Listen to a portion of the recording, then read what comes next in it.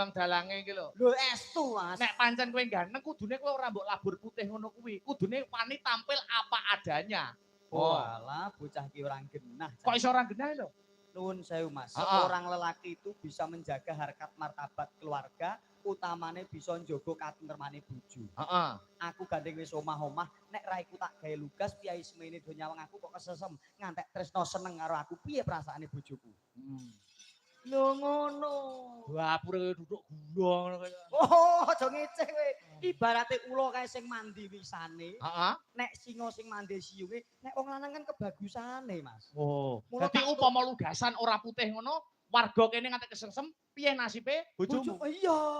Ora sakit hati seorang wanita. Iya, Lho lho lho lho lho lho lho.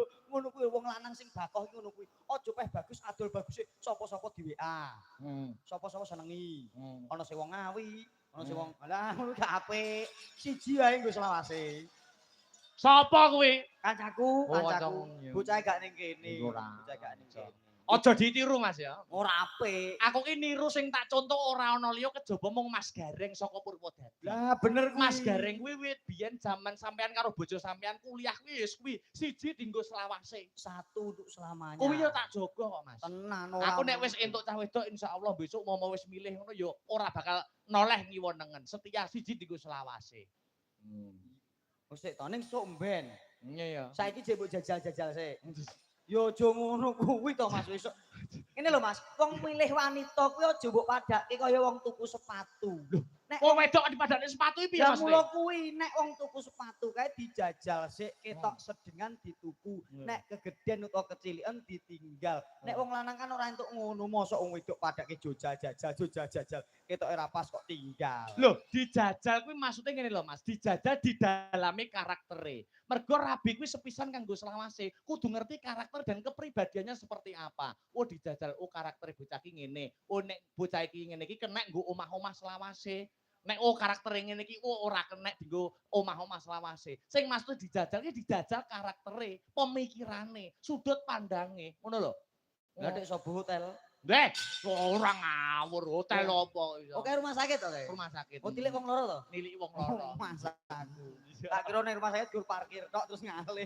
Masaku di live streaming barang kok iso blawanan sampeyan iya. Ning alhamdulillah. Alhamdulillah. Bengi iki muga-muga kebak barokah. Barokah. Lantaran panjenenganipun Mbak Zainah Zahra. Iya. Abdullah. Heeh.